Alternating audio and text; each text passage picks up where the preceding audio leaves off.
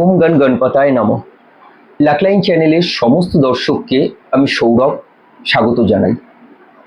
আজ আমরা অ্যাস্ট্রোলজির একটা বিশেষ পাঠ নিয়ে আলোচনা করব আপনাদের সাথে, যেটা হস্তরেখা বা হরোস্কোপ রিলেটেড নয়, যেটা খুব এখনকার দিনে আগ্রহের বিষয় এবং বিষয়টার কিন্তু বিরাট গুরুত্ব রয়েছে। সেটা হলো বাস্তু। তো বাস্তু নিয়ে আমি সেগমেন্ট করব, অনেক ভিডিও পরপর আনবো। তার আগে যেটা আপনাদেরকে আজকে আলোচনা করব যে বাস্তুর উৎপত্তি কোথা থেকে, বাস্তু কিভাবে সৃষ্টি হলো। দেখুন, বাস্তু কথাটার মানে হলো বস্তু, যে কোনো বস্তুই কিন্তু বাস্তুর অন্তর্গত। এছাড়া ভূ বা ধরিত্রীকে বাস্তু বোঝানো হয়, ভূ বা ধরিত্রী কিন্তু বাস্তু। তো এই বাস্তু কিভাবে সৃষ্টি হলো, বাস্তুদেব বা আমরা যে বাস্তু মানি তার সৃষ্টি কিভাবে। দেখুন, প্রাচীনকালে একবার কি হয়েছিল, দেবতাদের সঙ্গে অসুরদের একটা বিরাট লড়াই চলছে। অন্ধকাসুর, মূলত অন্ধকাসুরের সাথে শিবের লড়াই চলছিল, ভগবান শিবের সাথে অন্ধকাসুরের লড়াই চলছে। সেই লড়াই চলাকালীন শিব ঠাকুরের ললাট থেকে কিছু বিন্দু ঘাম বা শ্বেত মাটিতে পড়ে এবং সেখান থেকে এক অতিমানবাকার, এক দানবাকার এক পুরুষের সৃষ্টি হয়, যিনি রক্তপান করতে করতে এগোতে থাকেন। এবং তাকে দেখে ওই অতিকায় একজন অসুরের মতো শক্তিশালী একজন কে এগোতে দেখে দেবতা এবং দানবরা যুদ্ধ থামিয়ে দেয়। তারা অত্যন্ত ভীত হয়ে পড়ে যে ইনি কে অগ্রসর হচ্ছে, এবং তাকে থামাবার জন্য দেবতা এবং অসুররা সবাই মিলে ভগবান শিবকে নিয়ে ব্রহ্মার কাছে যান। প্রজাপতি ব্রহ্মাকে গিয়ে বলেন যে এইরকম একজন দানবাকার রক্তপান করতে করতে এগোচ্ছে, তো তাকে কিভাবে আমরা পরাস্ত করব।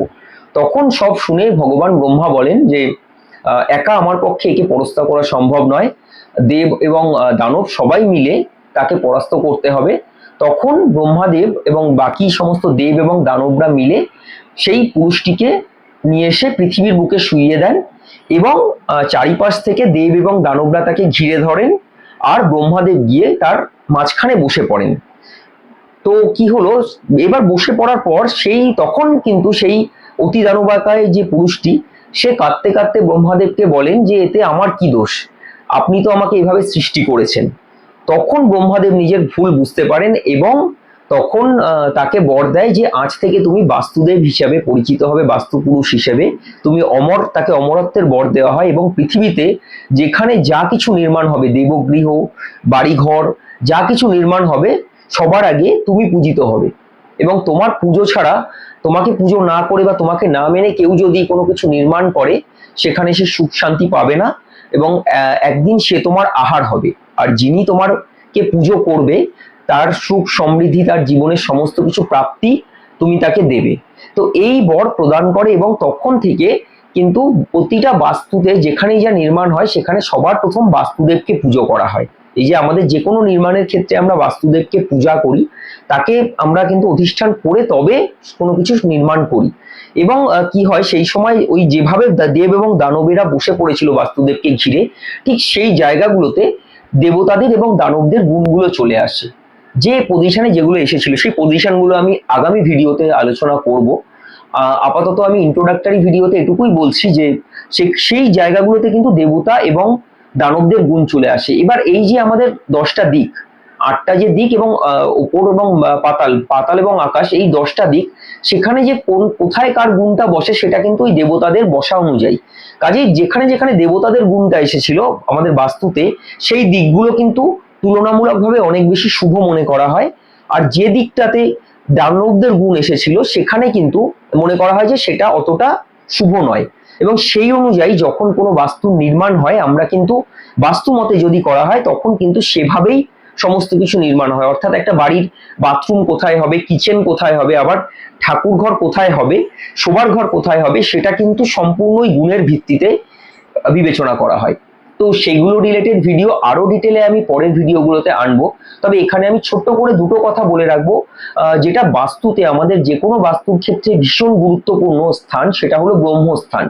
ব্রহ্মস্থান হচ্ছে বাড়ির কেন্দ্রবিন্দু বা মধ্যস্থান। দেখুন, কেন্দ্রবিন্দু বলতে একদম বাড়ির মাঝখানের স্থানটাকে আপনি খালি চোখে যেটা দেখছেন সেটা কিন্তু ওভাবে বলা যায় না। কারণ বাড়ির যে রুট ম্যাপ আছে, সেই ম্যাপ দেখে কিন্তু তার কিছু অঙ্ক এবং প্রণালী আছে সেই কেন্দ্রস্থান বার করার। সেই মেজারমেন্টকে কিন্তু অঙ্কের মাধ্যমে বার করতে হয়। সেই ব্রহ্মস্থান যদি দূষিত হয়ে যায়, তাহলে কি হয় সেটাও আমি পরের ভিডিওতে আপনাদেরকে জানাবো। আর হচ্ছে বাড়ির মোস্ট বাস্তুতে সব থেকে ইম্পর্টেন্ট যদি কোনো পজিশন থাকে সেটা কিন্তু ঈশান কোণ। ঈশান কোণ অর্থাৎ আমাদের যে কোণটা হচ্ছে উত্তর এবং পূর্ব দিক, উত্তর পূর্ব কোণ যেটা হয়, সেই ঈশান কোণ কিন্তু বাড়ির মধ্যে one of the most important কোণ। এবং সেটা কিন্তু সেই জায়গার অধিপতি দেব কিন্তু শিব, মনে করা হয় যে শিব ঠাকুর ওখানে অধিষ্ঠান করছে।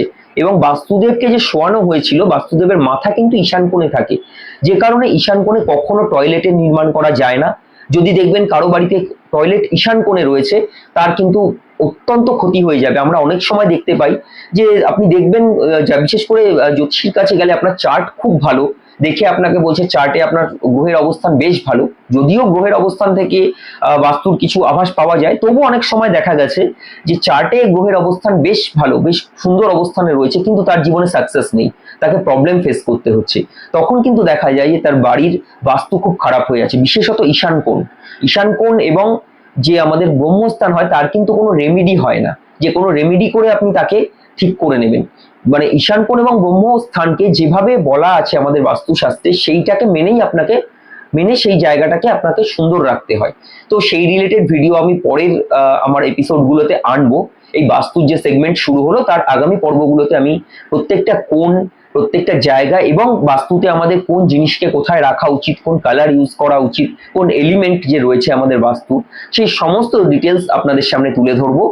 আপাতত আজকের ভিডিওটা আমি এখানে শেষ করছি। যদি আমার ভিডিওটি ভালো লাগে তাহলে অবশ্যই চ্যানেলটিকে সাবস্ক্রাইব করবেন, সঙ্গে থাকুন। ওম গণ গণপতায় নমঃ।